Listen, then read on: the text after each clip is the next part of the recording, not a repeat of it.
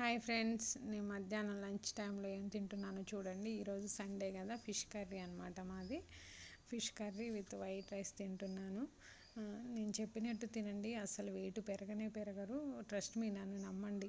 ఇప్పుడు morning tiffin ఏం తినలేదు కదా, ఓన్లీ రాగి జావా ప్లస్ ఫ్రూట్స్ తిన్నాం కదా. ఇప్పుడు ఫిష్ కర్రీ మనకు నచ్చినంత తినొచ్చు, కడుపు నిండా తినండి. ఎవరి కడుపులో ఎంత పడితే అంత తినొచ్చు అనమాట. మీరు ఏ కర్రీ చేసుకున్నా సరే మధ్యాహ్నం లంచ్ టైంలో కడుపు నిండా తినండి, కానీ అసలు వెయిట్ పెరగనే పెరగరు. నేను చెప్పిన విధంగా తినండి. చూడండి, ఇప్పుడు ఫిష్ కర్రీతో నేను చాలా మంచిగా తింటానన్నమాట.